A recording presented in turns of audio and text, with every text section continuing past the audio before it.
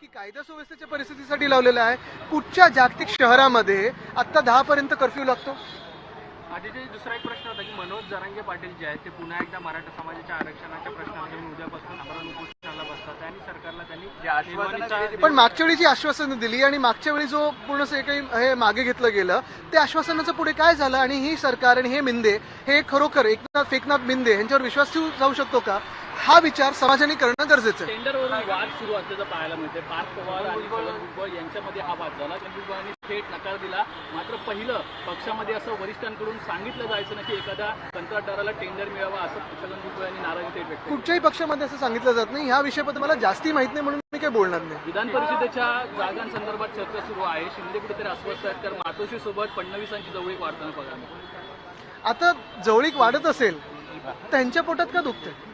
जे चांगल्या गोष्टी असतील, ज्या महाराष्ट्रासाठी असतील, पॉलिसीच्या असतील, पण मुख्य गोष्ट म्हणजे जवळीक वाढत असो किंवा नसो, कारण हे परत तुम्ही बातमी चालवाल की मी हे बोललो। महत्वाची गोष्ट हीच आहे, महत्वाची गोष्ट हीच आहे की ह्यांच्या दरेगावला व्हिजिट आणि ह्यांच्या दिल्लीला व्हिजिट का वाढतात?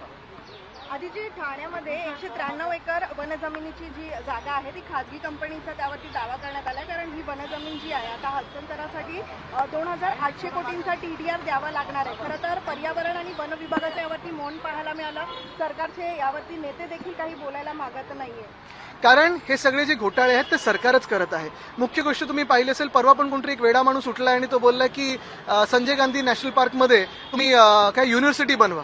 म्हणजे सगळीकडे है ना झाडांबद्दल एवढी घृणा यांच्या मनामध्ये की कुठेही जाऊन काही कापायचा प्रयत्न करतात। रायगडमध्ये भाजपमध्ये जात आहेत, त्यांची भाजपमध्ये लवकरच पक्षप्रवेश होणार आहे आणि कुठेतरी फटका महाविकास आघाडीला पण बसणार। बिलकुल नाही, असे कुठचेही फटके महाविकास आघाडीला बसत नाहीत। आपण पाहाल महाविकास आघाडीची ताकद ही रस्त्यावर आहे, जनतेमध्ये आहे आणि आज जे सामान्य नागरिक हैराण आहेत त्यांचे विषय आम्ही घेऊन चाललो पुढे। उगीच कोणीतरी कुठे उडी मारत गेल